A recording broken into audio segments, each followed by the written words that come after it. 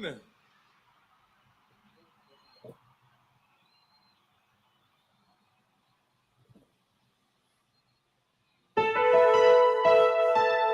This is dedicated to you, people.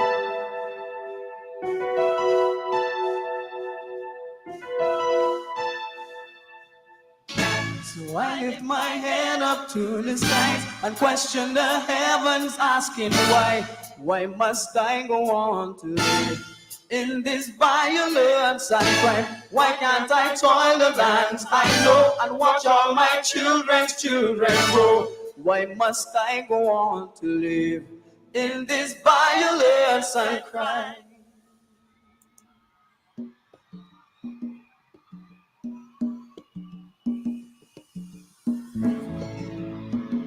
Somebody, I didn't get somebody. Somebody, I didn't get somebody. Somebody, I didn't get somebody. Somebody, I didn't get somebody. Somebody, I didn't get somebody. Somebody, I didn't get somebody. Oh gosh, a new day begins. And you're feeling down and out. Your problems ahead, don't know yet what they're about. You wish you could die, so the madness could be gone. It's nonsense to hide or run. Something says keep pressing on. A voice in my head, it talks to me. Oh, a voice in my head, it talks to me. Out with the problems, it tells me the road is long. It tells me we must be strong. Roll with the pain and the strife. Today is the start of the rest of your life. Sing it. A voice in my head, it talks to me. Oh, a voice in my head, it talks to me. Out with the problems. The wrong money, and it gets money, wrong money, and it gets money, wrong money, and it gets wrong money, and it gets money, wrong money, and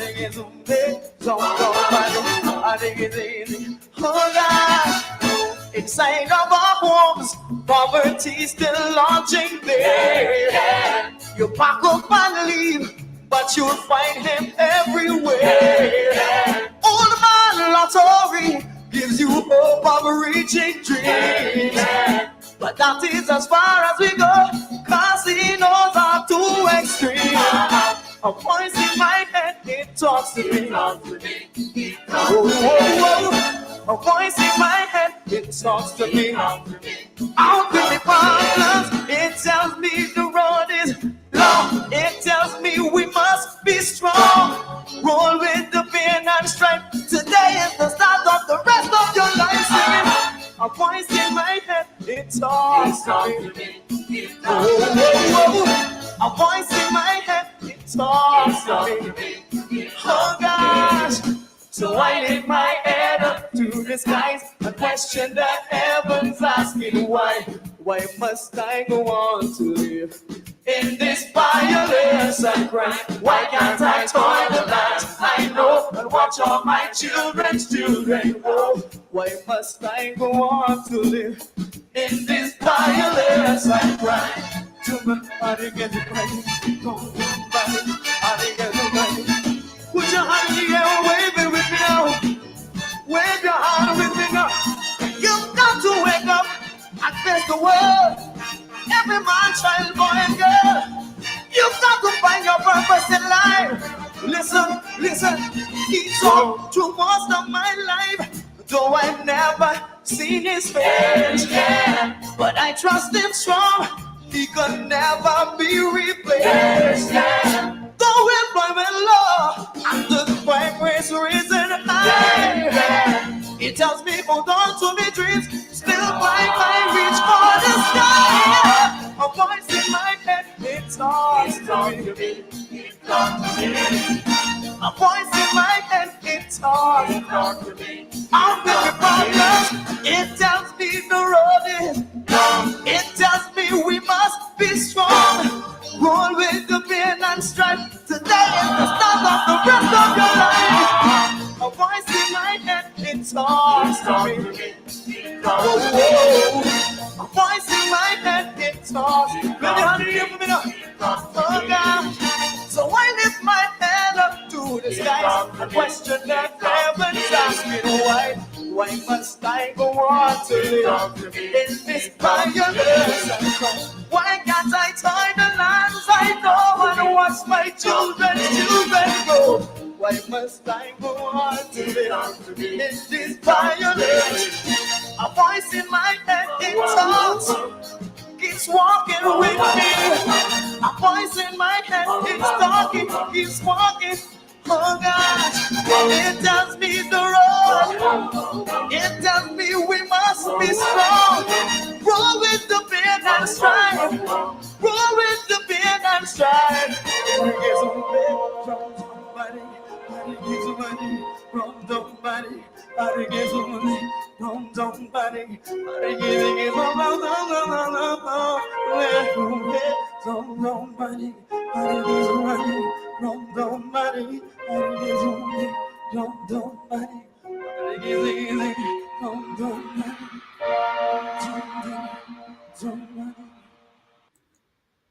Oh yes, Edwin Yearwood out of Barbados, the man who gave us Pump Me Up, in a serious mood there, the voice in my head.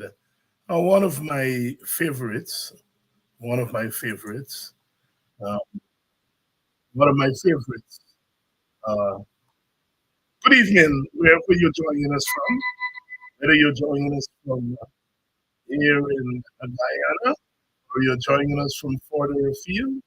Welcome to Politics 101 on a Saturday night. Friday night. What am I saying? Saturday night. Saturday night is tomorrow night. Let's listen to a little bit more of Edwin Yearwood while you get yourself together.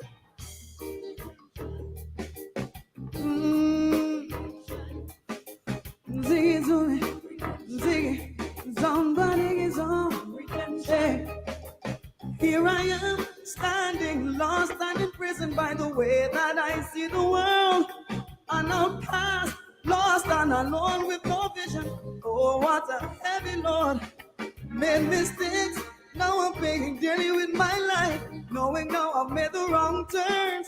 Though I knew consequences and sacrifice, I put myself to be burned. Well, will I ever learn? Forevermore I'm branded. Forevermore I'm scorned. A job could never be landed. What must I do? Must I do more wrong? Oh yeah, you know my road isn't easy. The pressure builds in me breath. Society doesn't want me.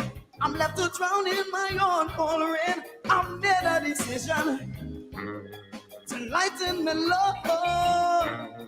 I've left out self-pity. I'm heading for the city. I'm back on the road. Redemption of me. Redemption of me. Redemption of me. It's a redemption of me. Oh, I'm a miss. People talk you down so much you never clean up their own backyards.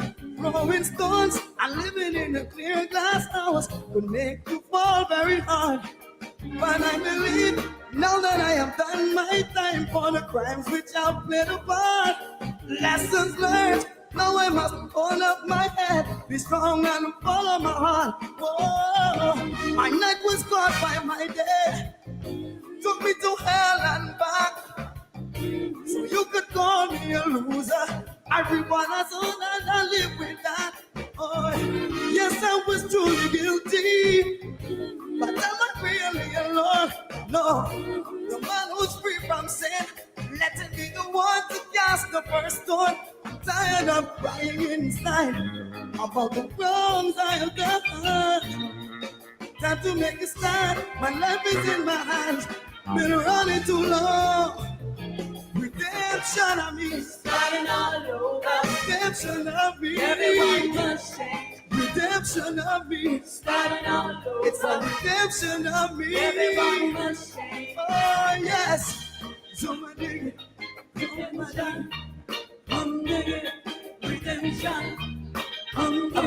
myself. Redemption. Bring these chains. Redemption. Oh. Redemption. Redemption.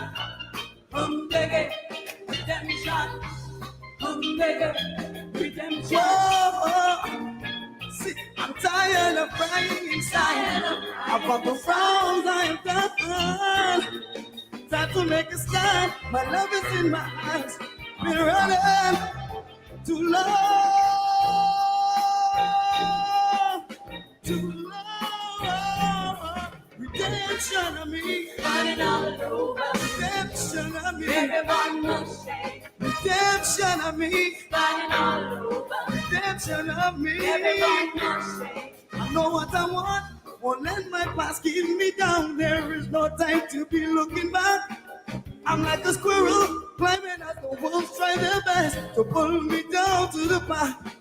I realize I'm already the person that I wanted to be all along.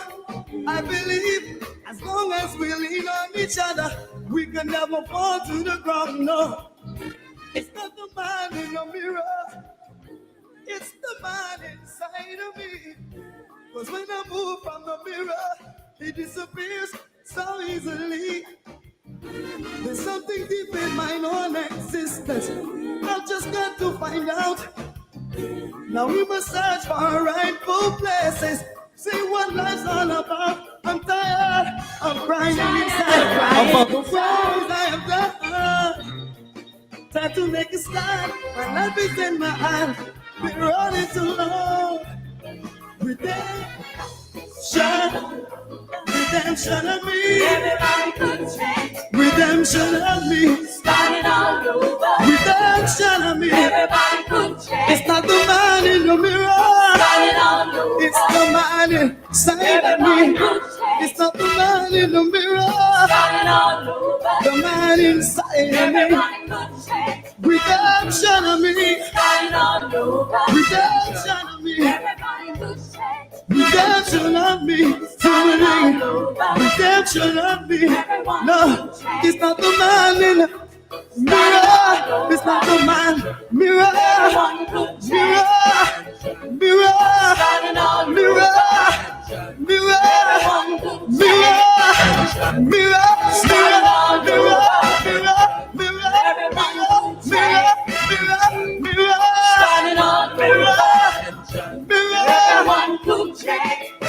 inside of me, the man inside of me, redemption of me, redemption of me, everyone could change, redemption of me, starting all over, redemption of me, everyone could change, redemption of me, starting all over, redemption, everyone could change. I'm climbing higher. Higher, I'm climbing higher. Everyone could change. No one can stop me now. No one can stop me now. None of you can stop me now. None of you can stop me now. Spencer can't stop me now. None of them can touch me now. Sarah Leda can't touch me now. None of them can touch me now. I'm like a class in myself. I'm a class by myself. Redemption of me. Redemption. I'm free. Free. I know I will win. I know. Keep the empty to yourself. Redemption of me. Redemption. Everyone. Redemption of me, Edwin Yearwood. That's a constant theme in the existence of Black people, oppressed people all over the world. The quality of survival, and it's a quality, overcoming, survival, and Edwin Yearwood, best known for us, well, Pump It Up. Well, there he was, giving us the message before that, the man in the mirror, and then redemption of me. Good evening and welcome to Politics 101. We're expecting Dr. Adams to join us momentarily. He is in between meetings and he's expected to join us. Good evening to all of you. Thanks for all the feedback on the programming this week. Last night we had, of course, a new panelist, Dawn Holder, and obviously you all fell in love with her, and she will be coming back. She'll be coming back very often. We come on here tonight. The big news is that the PNC's Congress will be held from June 28th to the 30th. So in another month or so, that eagerly awaited Congress is going to be held next month. And so looking forward, of course, a lot of PNC members looking forward to that Congress. And of course, as is the case with Congresses, the question of leadership arises. Aubrey Norton is being challenged by Roysdale Ford, and there may be others joining the race, we don't know. As we are on the PNC, our condolences go out to the family and the colleagues of Oscar Clark, who passed away 2 days ago. Oscar Clark, one of the veterans of PNC. I remember as a boy, he was a minister of regional development, I think. And then he went on, I think he served as Home Affairs Minister at some point. He served as ambassador, I think, to Zambia. And then laterally, he served in the city council and as general secretary of the People's National Congress. I got to know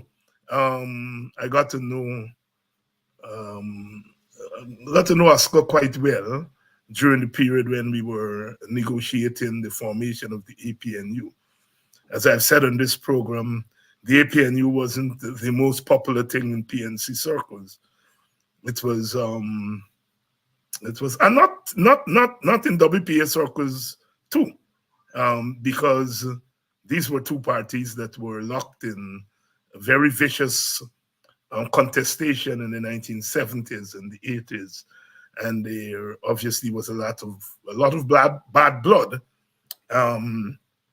between the two parties, and so there wasn't a lot of traction for the APNU in the ranks of either party.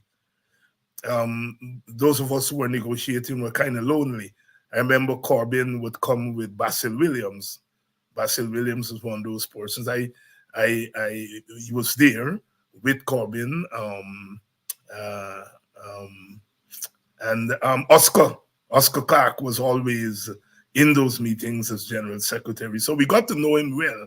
And what was amazing about that experience is that you spend your time locked in battles and you see the person on the other side as your enemy. And once you get to know people and work with them, it's amazing how those feelings tend to get tempered. Oscar was somebody that we got along with. Lance Carberry was the other person who would come with Corbyn. It was as lonely as that, eh? It was Corbyn, Basil Williams, Lance Carberry, and Oscar. There may be others who would come in from time to time, but those were the people on the PNC side who pushed for the APNU.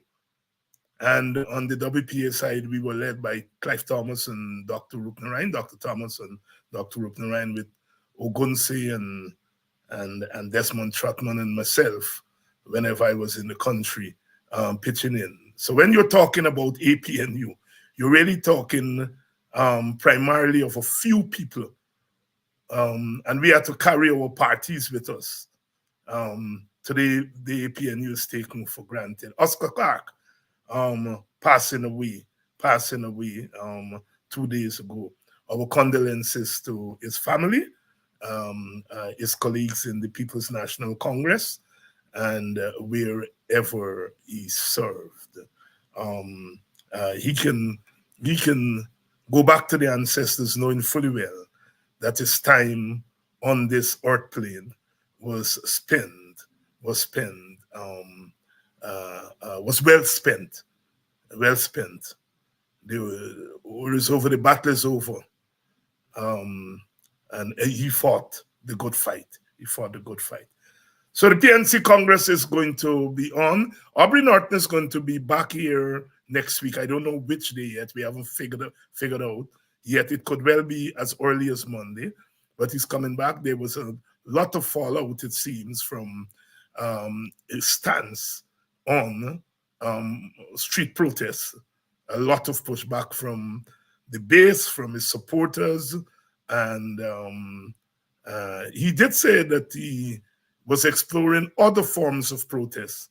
But when when you when you are facing an issue that people feel strongly about, they hear, and a lot of what heard was that Norton was hesitant about street protest. But he will be back here next week to clarify what he meant, and those of us who may have taken out of context would be put right. We have invited Roysdale Ford to come on and to speak about his candidacy. We are going to pursue that. Roysdale has said yes, and it's just a matter of scheduling. But not much time left before Congress. It's another 5 or 6 weeks, and it's time for Congress. Last night and the night before, we made reference to that cartoon, in the Stabrook News. We saw a statement from Epada G and a statement from the WPA. Both were carried in the papers. Today's Stabrook News carried the WPA's letter with an editorial note, which I want to share with you and want to discuss. They carried the WPA statement, but with an editorial note, and we want to read you that and then discuss it, because I was a little bit taken aback by Stabrook News' response. Little taken aback by their response. Let's see here. This is Stabrook News. Was a little bit taken aback by their response. Let's see here. There we go, I think. So the Stabrook News carried the caption, WPA appalled at racially insensitive cartoon, and it covered this statement, and then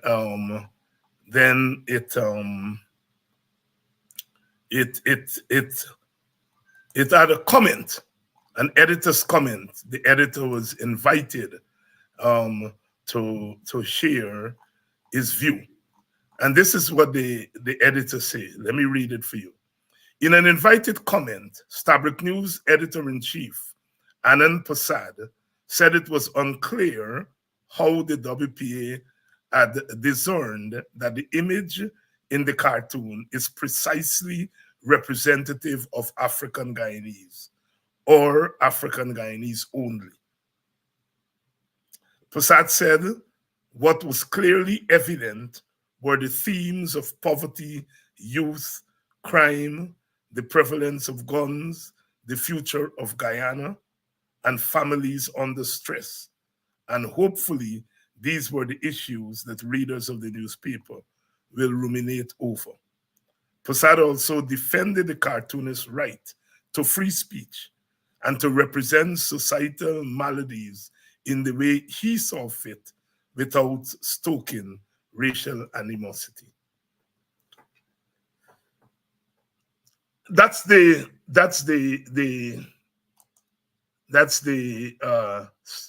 Kaicho Stabruk News, sorry, responding to the WPA statement on the cartoon. Let me just remind you all, the last time we dealt with this matter was in 2011, I think, yes, when the Chronicle carried an editorial with a similar message. And some of us took to the streets, and there was widespread commendation, and the editorial writer was fired, and the editor who caused the editorial to go in was disciplined also. And that was the Chronicle. In 2011, it would be under Ramutar. Now we have the Stabruk News with a cartoon with a similar message. And let me read again, because sometimes the first time you don't get it, you know? In an invited comment, Stabruk News editor-in-chief Anand Prasad said it was unclear how the WPA had discerned that the image in the cartoon is precisely representative of African Guyanese or African Guyanese only. Prasad said what was clearly evident were the themes of poverty, youth, crime, the prevalence of guns, the future of Guyana, and families under stress. And hopefully these were the issues that readers of the newspaper will ruminate over. Prasad also defended the cartoon's right to free speech and to represent societal maladies in the way he saw fit, without stoking racial animosity. There's a big problem with Anand Prasad's response. First of all, he's saying he doesn't understand how the WPA can discern from the cartoon,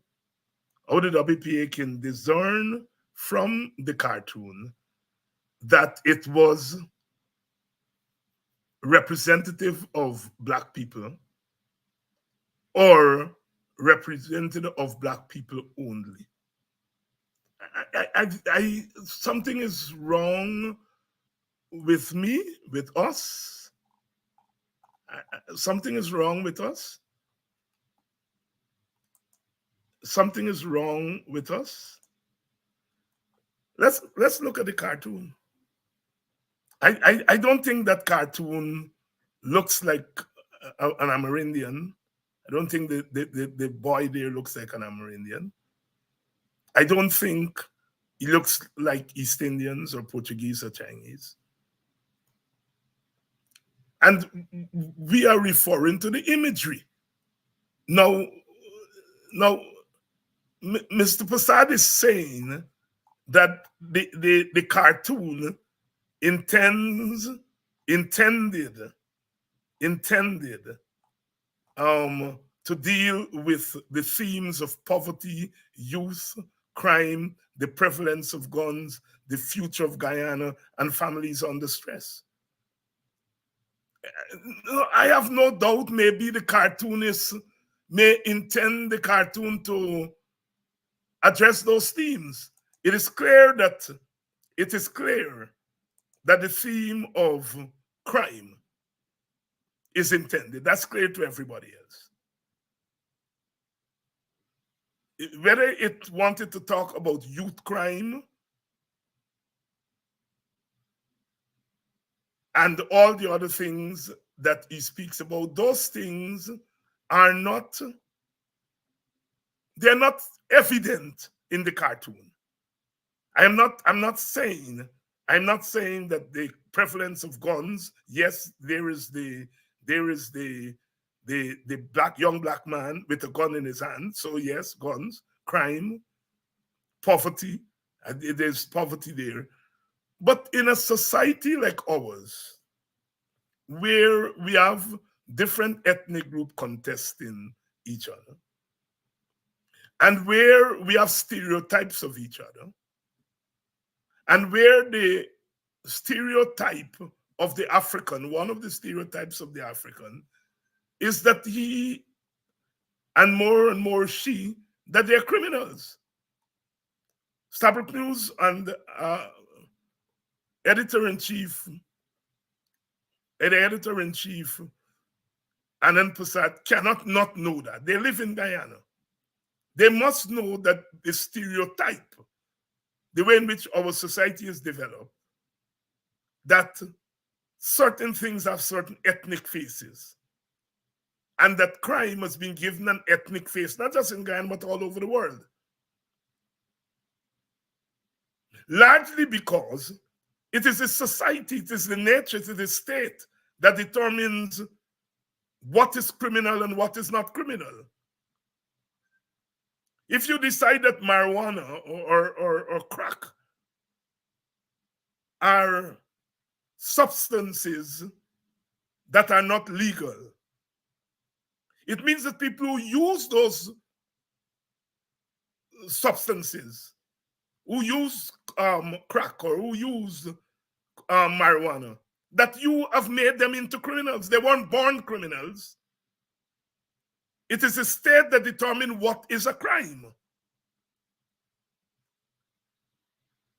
And then people who engage in those activities become criminal.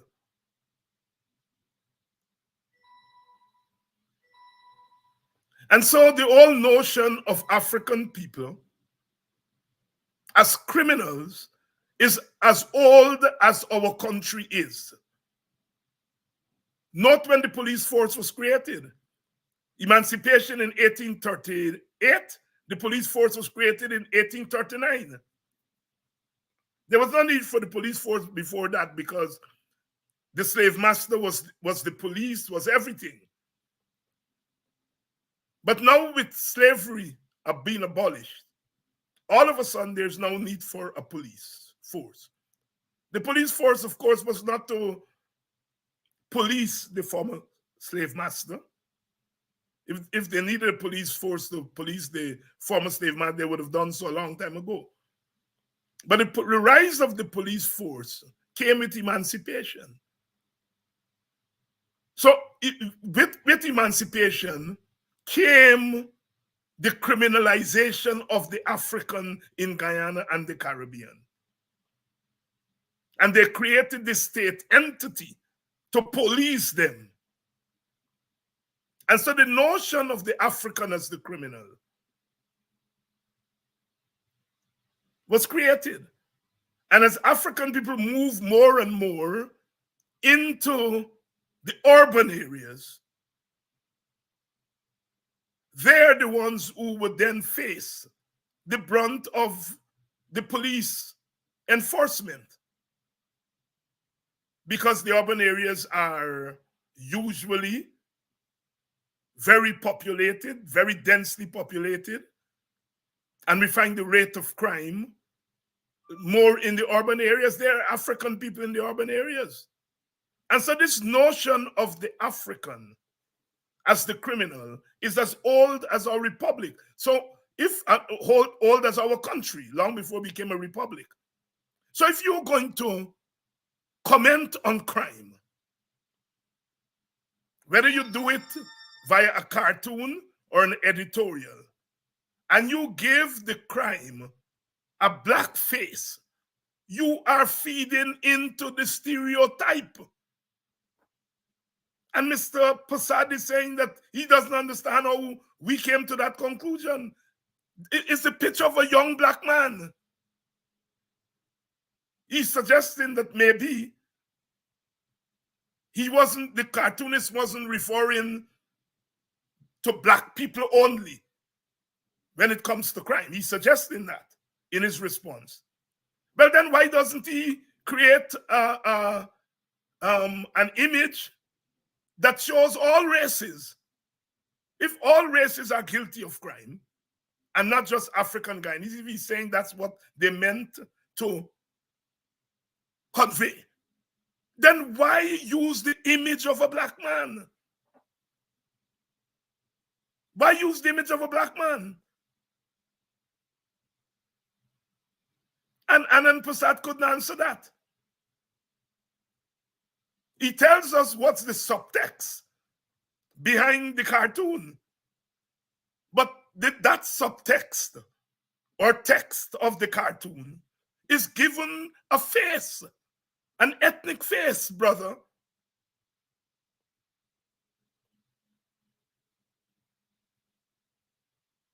And then the bombshell.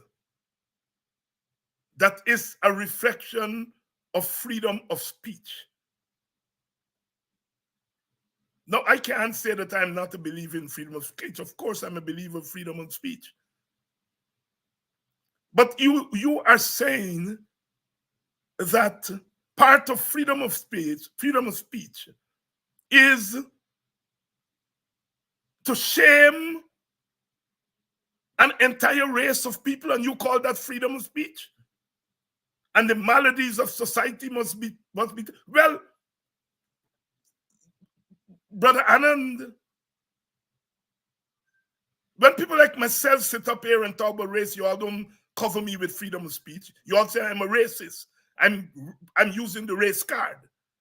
So now here is a man writing drawing a cartoon and putting it out there, but you are defending him with freedom of speech. You know what? Stabrook News doesn't carry my letters. I'm revealing this now publicly for the first time. And this has been going on since 2020.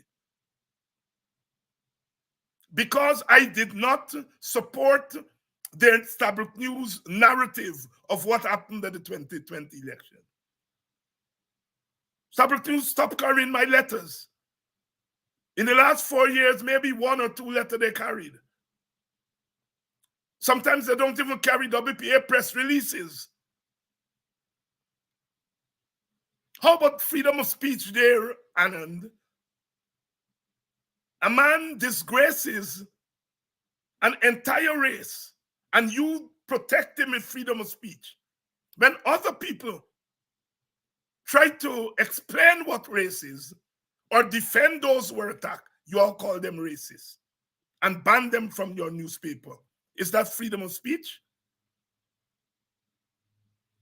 So it is now normative to attack African Guyanese and defend it with freedom of speech. You know what? Let me explain some history here. When segregation was being developed in the United States of America, the Supreme Court said that if the government were to violate people's human rights, the human rights of Africans,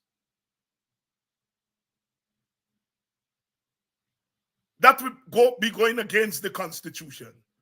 Because the 14th Amendment of the American Constitution said all races of people have equal protection before the law. So the court says the government cannot treat African Guyanese African Americans unequally. But they went on to say the individual can, under freedom of speech. That is why you had between 1881 and 1954 over 4,000 recorded lynchings in America because of that freedom of speech. The individual could lynch an African and not be charged by the police, not be taken before the court, because the Supreme Court said that if the individual prevents an African from eating at his lunch counter or lynch an African, he or she is protected by the First Amendment of the Constitution. That is what occurred during segregation America. And now the editor-in-chief of one of our leading newspapers is saying that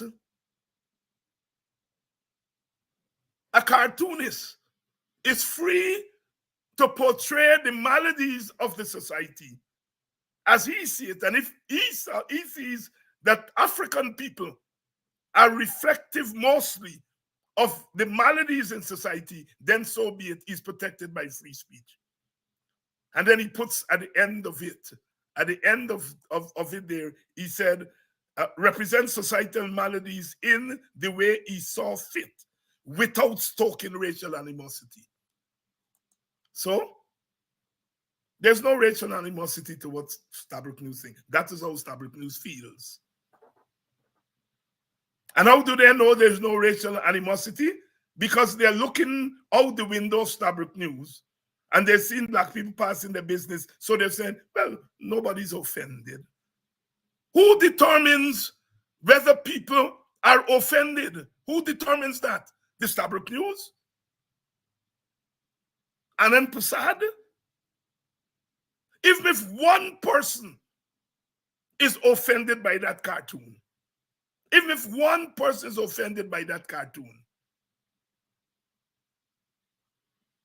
it's enough. People on this program are offended, but you all don't mean anything to Anand. Anand think that all you all are here, and David Hines, the racist, is revving you all up. Ben Shab, the racist, is revving you all up.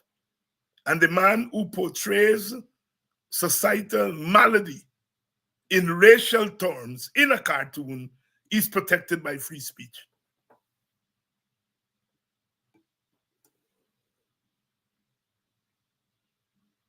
Ben Ogun say, ask the army not to turn its guns, Stabrook on black people. Stabrook News did not defend his free speech. They said that he crossed the line.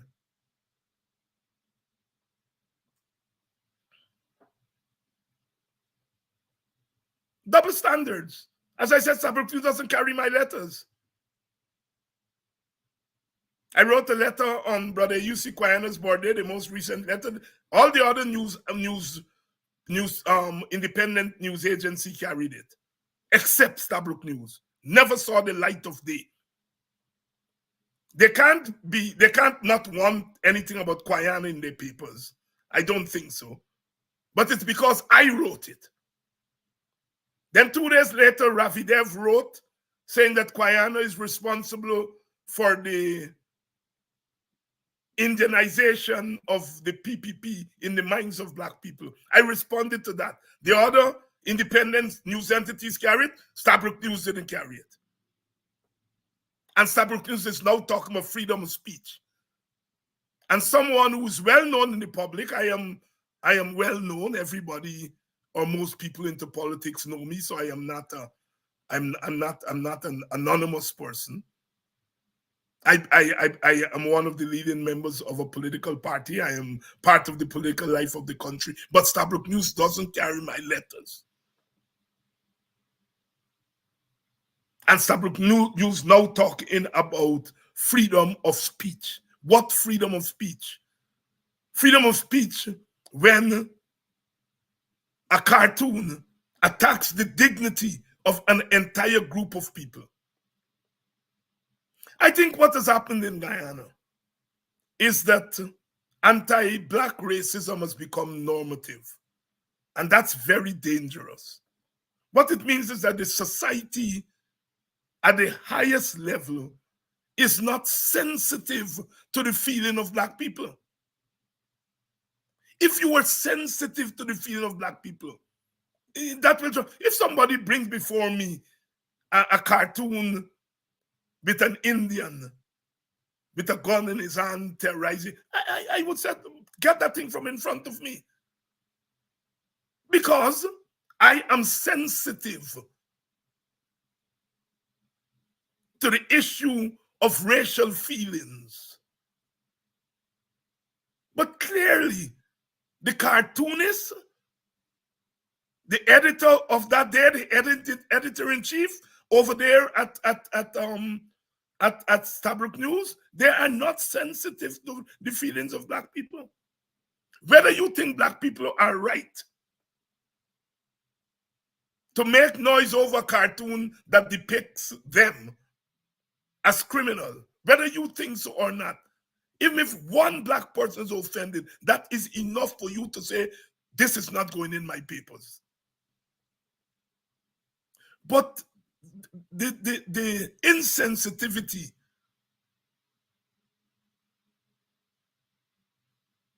is so palpable.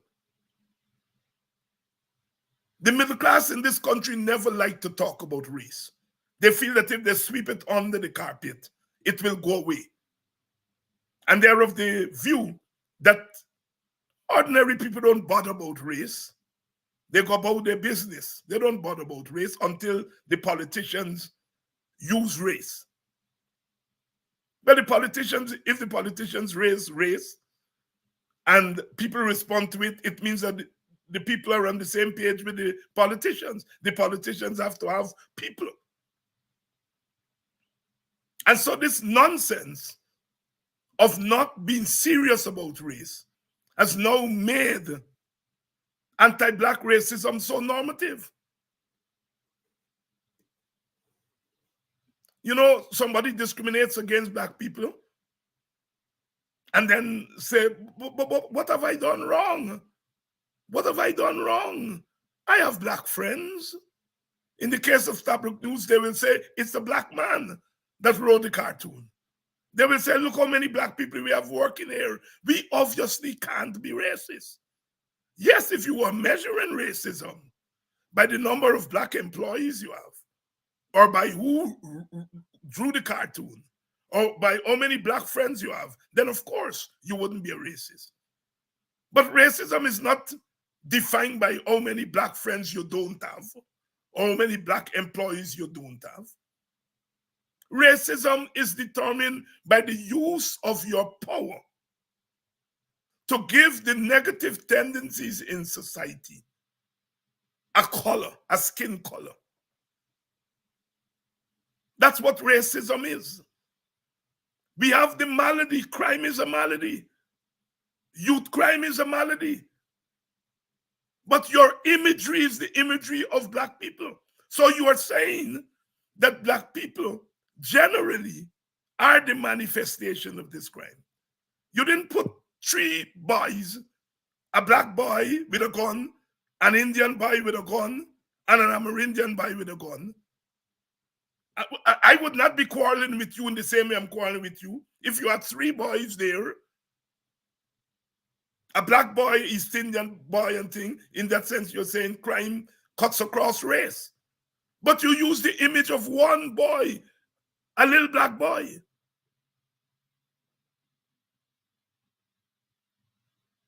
And then you defend it by saying, how did you come at that? I want to talk about, the cartoon wanted to talk about crime.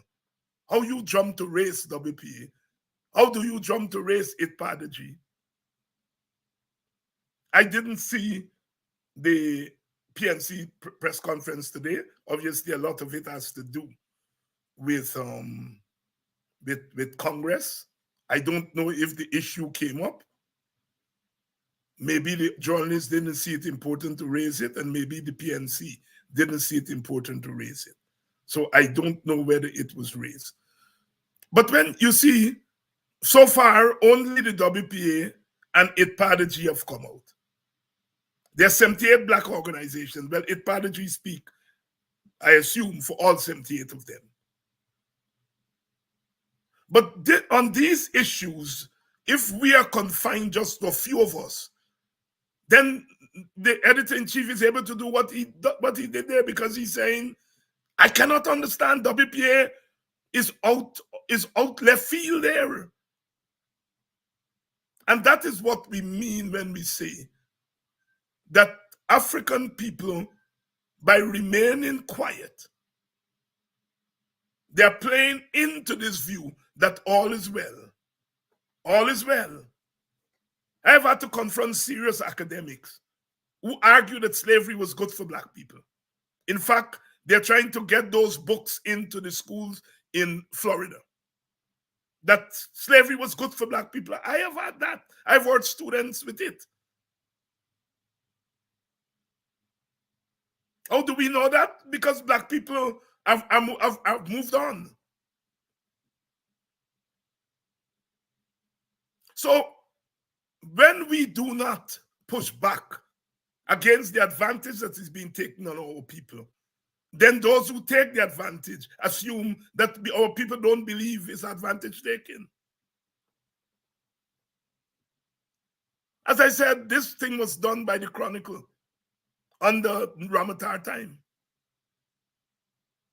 And I remember Mark Benshop and Lincoln Lewis, myself, I think Norris Witter was there, and young Ram Sarup. And we kept that matter on the streets and sensitized people. We burned a whole heap of Stabrook News, Skychor News, Chronicle, on the square of the revolution. And we forced the government of the day to take action. The lady who wrote it was fired. And the editor who gave the permission was disciplined. Skychor News is saying, well, they have done nothing wrong.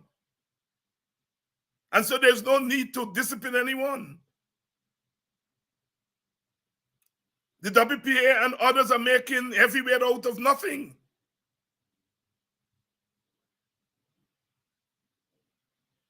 And I am saying you can only do that if you have bought into the notion of anti-black racism, that anti-black racism is normal. If black people are discriminated against, that's not discrimination. That's normative. They are not equal to the rest of us. So it's not discrimination.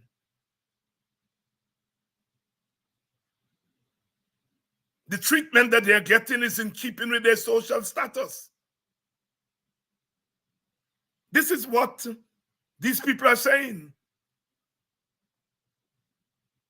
The cartoonists didn't use an Indian boy. Why? The cartoonists didn't use an Amerindian or Portuguese or Chinese boy. Why? Why? Why an African boy?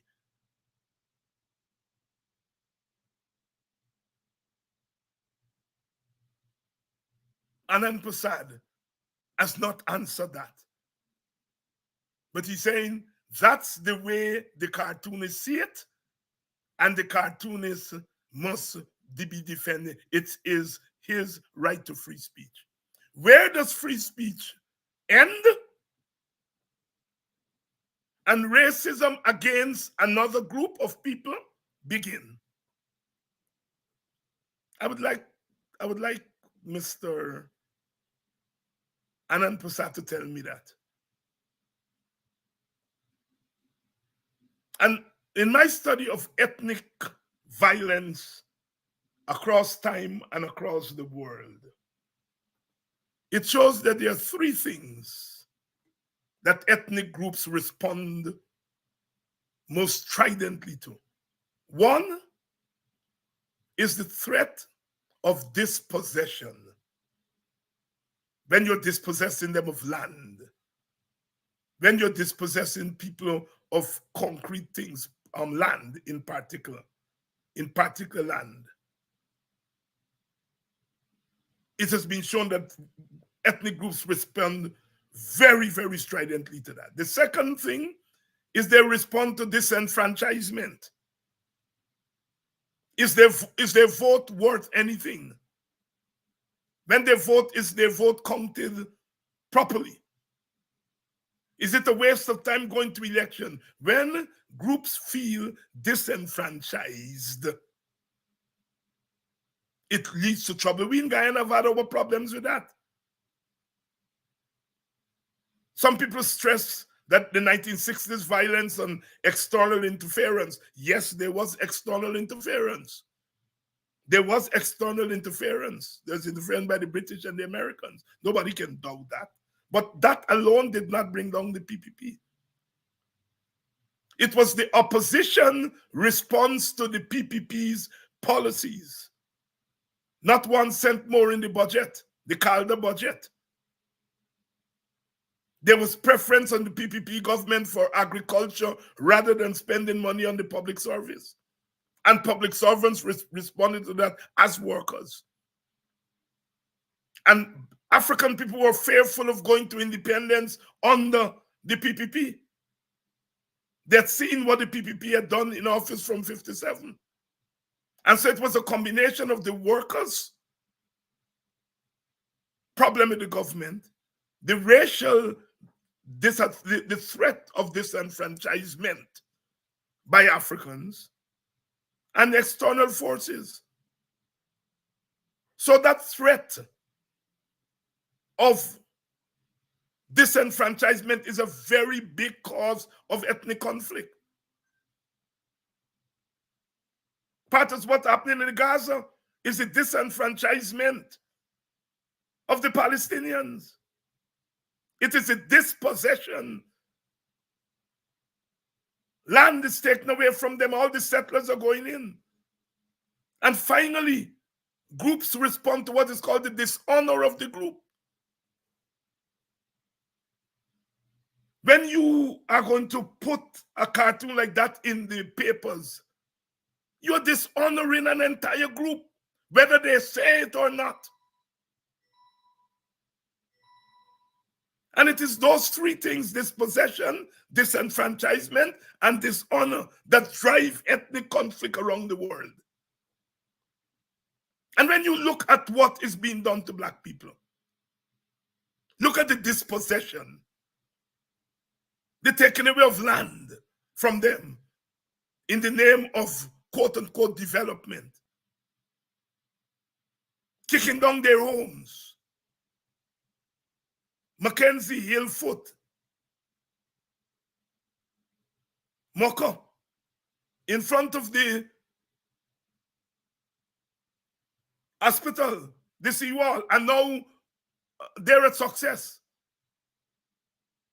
There is a clear policy of dispossession of land in particular.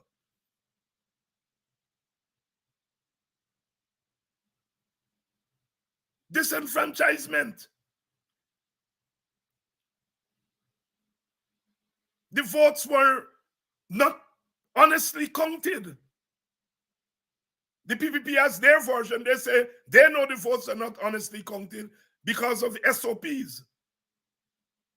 And the coalition said, we know it was not honestly counted because the boxes were opened and the evidence was in the box. There's no surmising. The boxes were opened. GCOM has records of these open boxes and what were found.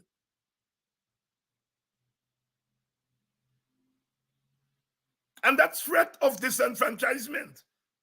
If Indian people felt that they were disenfranchised by the Mingo sheet and the lack of SOPs, the court ruled in their favor, and they're in government. So that is why they talk about attempted rigging. But the coalition supporters are not talking about attempted rigging, they're talking about actual rigging. The court ignored them. The petitions never got heard. GCOM ignored them. So the supporters of the coalition, who are mostly Black people, feel disenfranchised. They have a reason to feel, because the PPP's accusation, the court give them, as we say in Guyana, satisfaction. GCOM give them satisfaction. But when the Africans opened, when the boxes were open and opposition supporters who were mostly Africans say, here is our evidence, the court turned its back, GCOM turned its back. So black people have a right to feel disenfranchised again. And now the constant dishonor to the group, the shooting of them like dogs, spitting on their women, kneeling down on their women, portraying their young men as criminals. The honor, the dignity of the group is being attacked. I'm saying that our country has become a sitting duck for ethnic conflict. That we have not had ethnic conflict now, a lot of experts will say it's a minor miracle because all the ingredients are there. The dishonor, the disenfranchisement, the dispossession of land and other forms of material wealth. So our country is just ticking away anytime. And we have a government, instead of trying to find ways and means of tempering,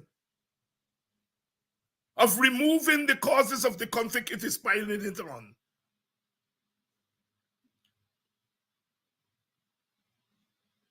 You mean if the teachers ask for 20%, you mean you're not even going to go to the table and say, all right, we ain't got money, or we ain't got enough money, we're going to give you 15. Not even that. We're going to give you 10. Not even that. While the workers of another ethnic group, they went out with their placards in one day, and by the next day they were off, they got what they got. They got what was owed to them.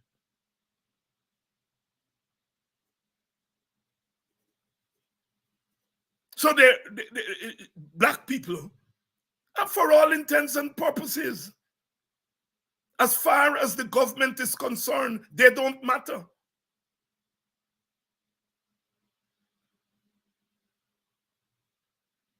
Look at what they've done to the institutions that are predominated by Africans. Look at what they've done to the public service. Look at what they've done to the army. Look at the leadership of the army and the police. While the membership is made up of Africans, the leadership is made up more and more of non-Africans. And we have a military culture where commands are taken by the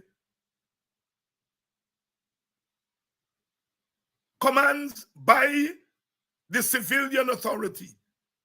The leadership of the armed forces take their commands from the civilian authority.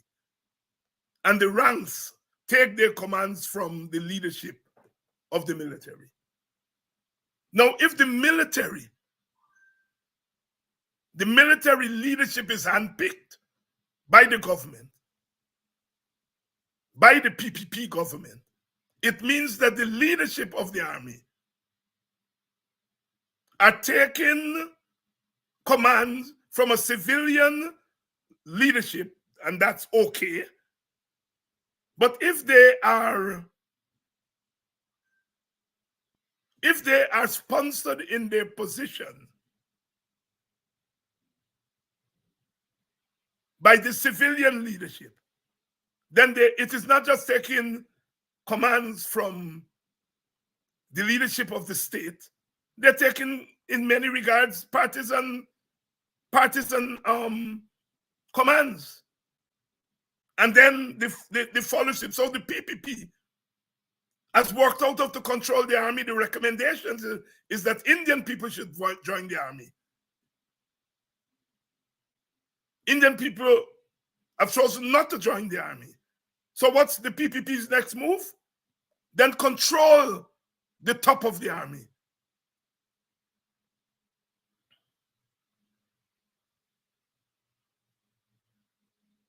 So the institutions that are dominated by black people, the public servants, public service, the military.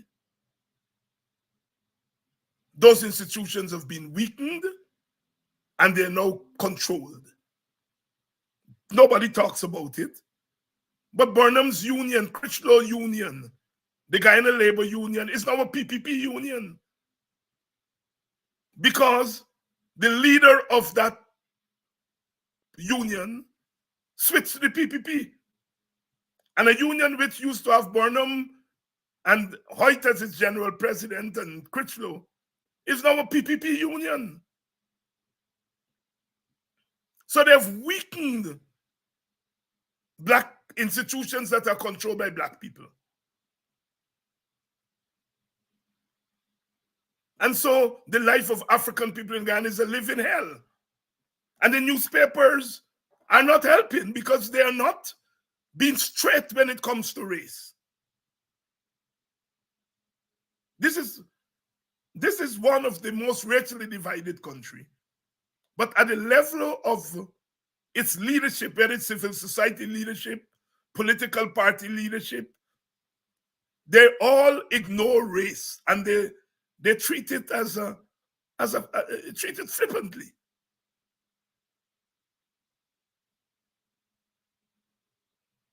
And so when you have a cartoon like this, it is dismissed. Oh, that's not what we meant. Ours is a colorblind society. So when you see a black man with a gun, it doesn't mean a black man. It means all Guyanese. That's the nonsense they will tell us. And we, the ordinary black people, have to find a way to break out of that because we are going to be devoured in this country.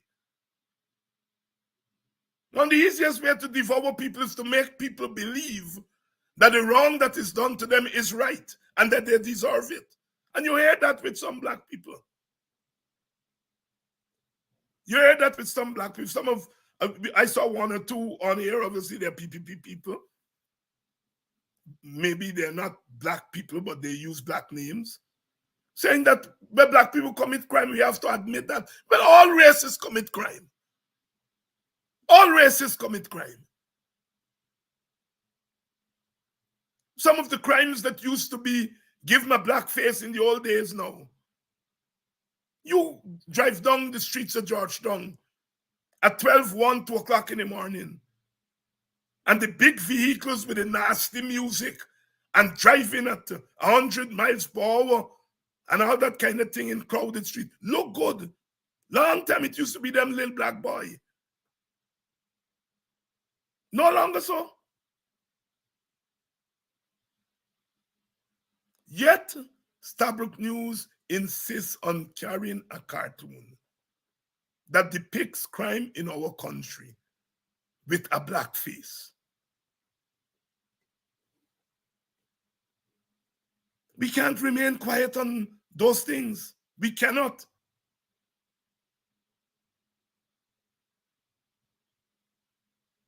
Whatever happened with us, we came out of slavery with our dignity intact.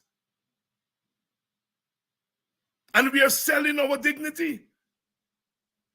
But more than that, our leadership is not defending black dignity. Look, it's something. Don't matter what you say to political leaders in the opposition. No matter how you bawl in their ears, they come back with the same message. They talk for a minute about black suffering, and then they're gone on. And the PNC, the PPP, the PPP supporters are suffering too.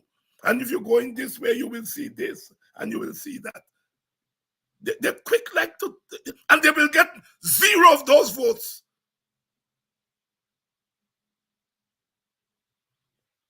They will get 0 of those votes. And the place where the vote is coming from, they don't spend time analyzing their problem. I think Indian people have issues in this country.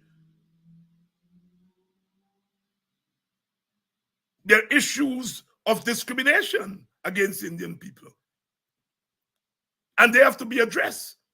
But you can't address it in the same breath you're addressing Amerindian suffering and African suffering, because each group experienced that suffering differently. The Indian worker knows that the government will bargain with his union. The Indian worker, the African worker, knows that the government will not bargain with their union. So the possibility of higher wages for the poor is a higher possibility among unionized Indian workers because their unions are being engaged by the government. Black people unions are not being engaged. So when you all talk this story, I want to bounce people's head, because I'm saying you cannot, if you could do it in the past and get away with it, it's difficult today because it's in your face. Sugar workers come out on the streets today. They cry. The government hears their cry and wipe their tears. Black people, black teachers come on the street for the last 3 months. Instead of wiping their tears, the government is causing more tears. And big analysts and political leaders sit down there and talk about the two suffering as the same. Nonsense. And I don't want to say we are politically dunce. But if we are not politically dunce, then we are insensitive to the cries of our own people. The suffering is different, qualitatively different.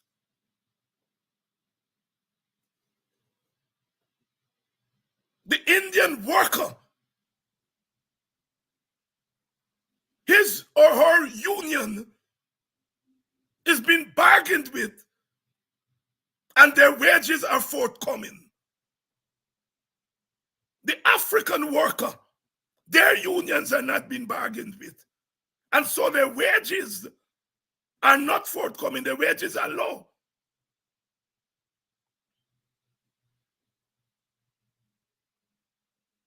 And yet, we sit around and we talk about the thing in the same breath. It's different. It's different. And our leaders have to get to that point. I maintain that 75% of the advantage that is being taken on black people is because the government has concluded that the leaders are compromising them. Jack Dio was making fun yesterday.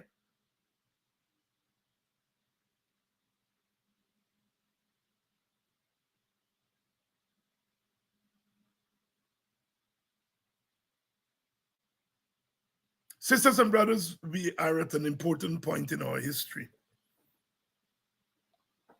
And African people have to take a stand, with or without your leaders. Because we may well win an election if we are able to get voters list, biometrics, and a level playing field. We may well win an election, but we will find after winning the election, we can't govern. Because the economy, the levers of the economy, the commanding heights of the economy, as we used to say in the old days, are controlled by one or two ethnic groups that are not supporters of any government on our side.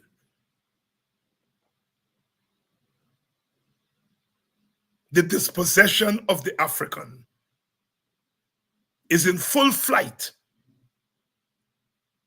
The disenfranchisement of the African is in full flight.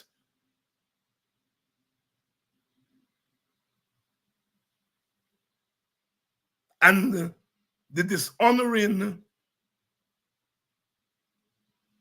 of the black man and woman is in full flight.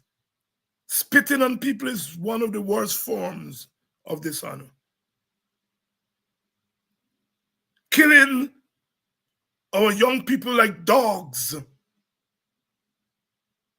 is the epitome of dishonor.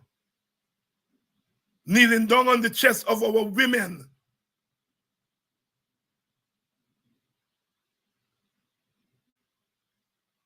Watching their homes being broken down and nothing can be done. Those women at Moko, they tried to stop the bulldozers. They made an effort on their own. But they couldn't do it on their own. They could not do it on their own. It is the first time in recent times that there is no balance of forces in Guyana. The African side used to be fearful that if you push too hard, the Indians would hold their money, they would hold their products and don't bring it to the market. They will come to the market, sell, make back just as much as they spend, and then throw away the rest. All of that happened at some point. And the Indians, in turn, were fearful that, look, the army and police are controlled by black people. So there were checks and balances that caused the two groups not to cross the border. Even though Burnham was in charge of an authoritarian government, he knew the limits to go with Indian people.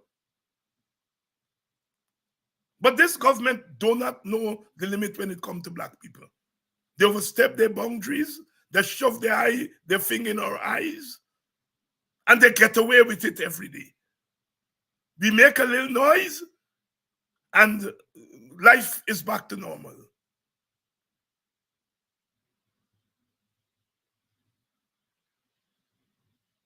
It has to stop. It has to stop. No government should be given such a blank check. When government was created, civil society was automatically created. And so there is what is called civil society, is that space in which people are able to organize outside of government. People talk about civil society, they talk about civil society organizations. Civil society organization is just one manifestation of civil society. The notion of civil society is the political space in which citizens organize outside of government. And at the center of that space outside the government is the right to protest.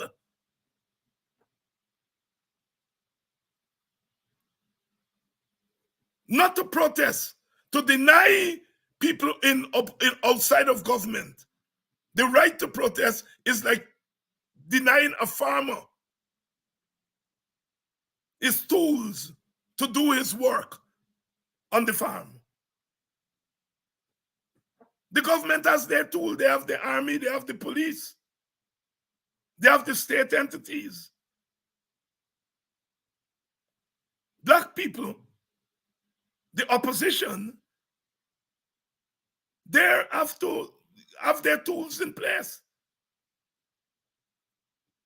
And the government has been busy taking away those tools, blunting them, and in many regards, our leaders on our side aren't allowing it to go. And I feel strongly about this issue. Never have I, in all my long time around politics, seen a people so helpless. So helpless.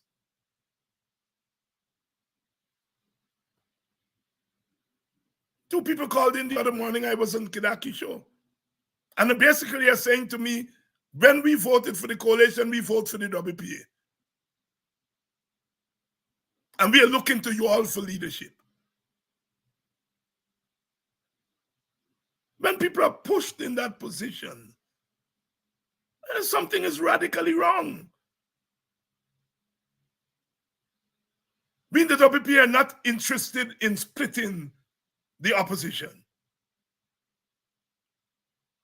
We are not interested in splitting the opposition.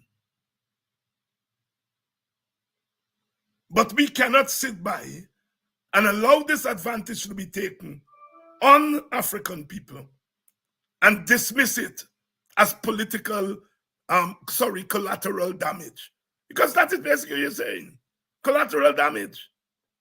I remember the PPP leader saying to me during the jailbreak story, they don't mind some Indian people dying because they're going to be able to use that to say to Indian people, look what black people do to you all. So they were prepared to make Indian people collateral damage. I am not playing that collateral damage game. That we have to sacrifice some of our young men and our young women being brutalized and terrorized so that we can get some crossover vote to win an election. Oh no, oh no. Yes to crossover vote. Yes to winning an election. No to the abuse of African people. No to the disenfranchisement of African people. No to the dishonor of African people. No to the dispossession of African people. Those things are not negotiable. No amount of crossover vote is worth those three things: our possession, our honor, and our franchise. And we have to get up and get. We have to get up and get. Because it's not looking nice. Stabrook News, which is not part of the government, if Stabrook News can carry a cartoon like that and defend it, it tells me where black people is in this country. Is the government, is sections of civil society who are prepared to kick us under the bus. Kick us out of the dance. All we are worth is ticket for gun sport. All we are worth is the big party. I'm not saying we are not worth partying, but more than that, we are worth more than that.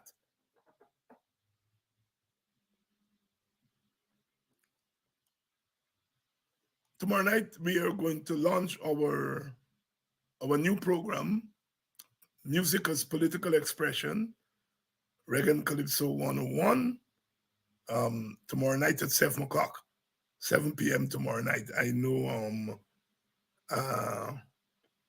6 o'clock is the show over on 107.1. That show starts at 6 o'clock. And so we are going to be rolling from 7 o'clock. We're going to be rolling from 7 o'clock. So the weekend lineup is 7 o'clock tomorrow night, Music as Political Discourse, Political Expression, and then on Sunday night, West Indies Cricket 101. So that's our lineup for the weekend. And then next week, we're going to have the opposition leader, Aubrey Norton, coming back. Dr. Jeffrey is going to be on next week. We're going to have a big lineup. Coretta Scott is going to be here. Coretta McDonald is going to be here next week. So we have a full weekend schedule. And so I'll be seeing you all on the weekend. But please, I'm asking you all, don't sit down and let this advantage continue. If you normalize it today, then it's going to be more difficult to get rid of it, even when you have government. It has to be tackled now. Good night. I know the Bookers are there in Guyana to do the final rites to their mother on Monday. Our prayers are with them. As I said, our prayers are also with the family of Oscar Clark, former General Secretary of the PNC, a good man, a good man. Our condolences to his family and to his party. May their soul rest in perfect peace, perfect